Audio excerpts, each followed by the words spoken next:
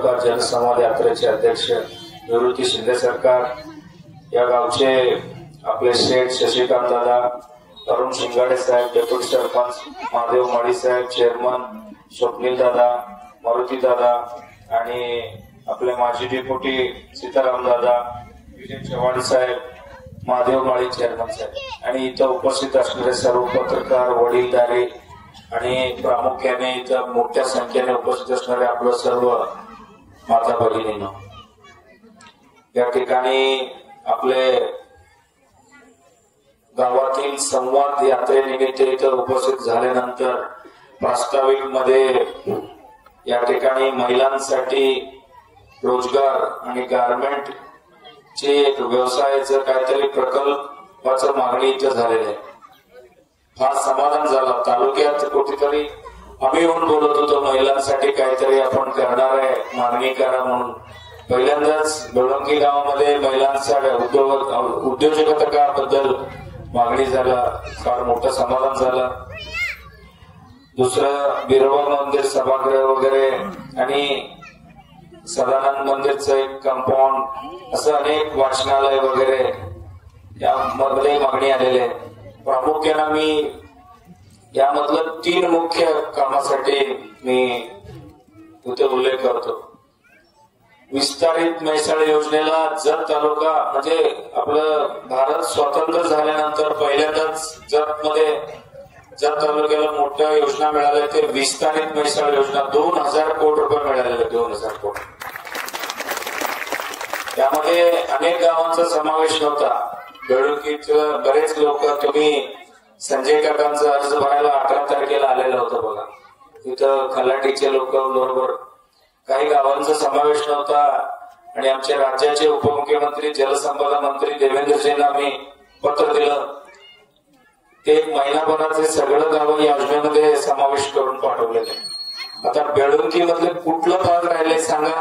आता route design म्हणून एक कंपनी सर्वे करतायत विस्तारित म्हैसाळ योजनेची.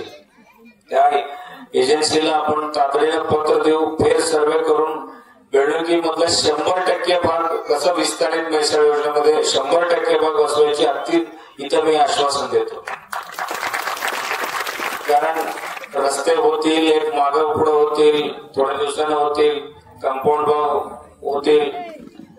मुख्य योजना आपल्या शेतकऱ्यांसाठी विस्तारित म्हैसाळ योजनेमध्ये आपलं जत मधलं कुठलाही भाग वंचित राहणार नाही, याची जबाबदारी आमच्या तुमच्यावर आहे.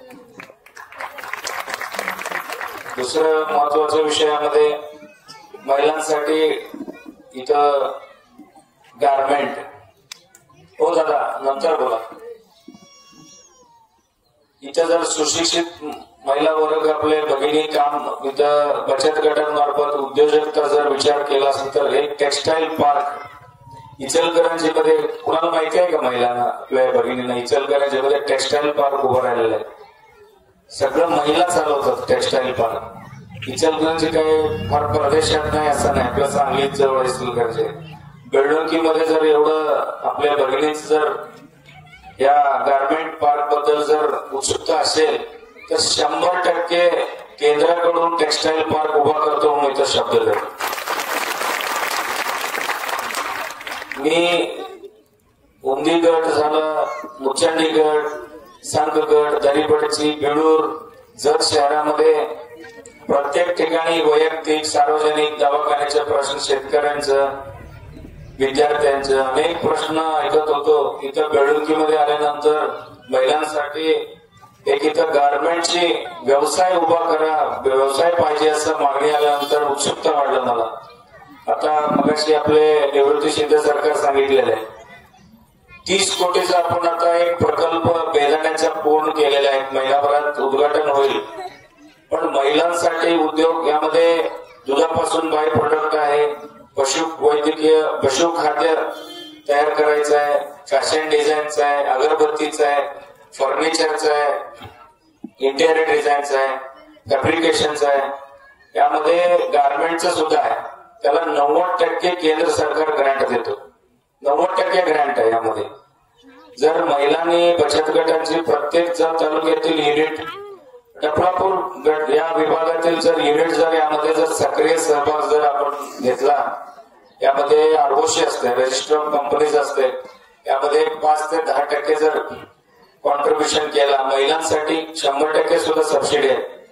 यामध्ये रिझर्वेशन साठी अनेक वेगवेगळ्या योजना आहेत. यामध्ये या दौऱ्यानंतर इथलं बचत गटातील महिला भगिनींसाठी मला परत एकदा यावं लागेल. असं जर एवढं उत्सुकता असेल तर परत एकदा येतो. येताना आपले पुण्यातील सीए ते चार्टर्ड अकाउंटंट ज्यांनी डीपीआर तयार करतात, डिटेल प्रोजेक्ट रिपोर्ट ज्यांनी तयार करतात, त्यांनाच मी घेऊन येतो आठवडाभरात. इलेक्शन होत राहतील, इलेक्शनचं काळ आहे, कोणीतरी उभारणार, कोणीतरी निवडून येणार. त्यापैकी मी एक इच्छुक उमेदवार म्हणून तुमच्या समोर आहे, ते ठीक आहे. पण आता आज विषय आहे आपलं संवाद यात्रा. लोकसभेमध्ये आदरणीय नरेंद्रजी मोदींनी 50% महिला आरक्षण केलेलं आहे. 2029 पासून पुढे आमदार, खासदार, पुढे जे काही पदाधिकारी होतील प्रत्येकामध्ये 50% महिला असणार आहे. त्या कशासाठी केलंय? आपल्या भारतातील महिलांची विकास व्हावा. प्रत्येक क्षेत्रात आता मेडिकल फील्डमध्ये महिला आहे, पोलीसमध्ये, इंडस्ट्रीमध्ये महिला आहे, मोठमोठे उद्योगधंदे महिला चालवतात. आपल्या जतला एवढं मोठ्या प्रमाणात पाणी आलेलं आहे. जतमध्ये सुद्धा शिकलेले आपले भगिनी भरपूर आहेत. यामध्ये उद्योगधंद्यामध्ये जर आपलं सहभाग असेल तर निश्चित या ठिकाणी जतमध्ये आपल्या महिला वर्गाला आपण मोठं ताकद देण्याचं इथं भविष्यात काम करू. केंद्र सरकार आदरणीय नरेंद्र मोदी यांच्या नेतृत्वाखाली एमएसएमई मंत्रालय, सूक्ष्म मध्यम लघु उद्योग मंत्रालय आपल्यासाठी तयार आहे. 90% 100%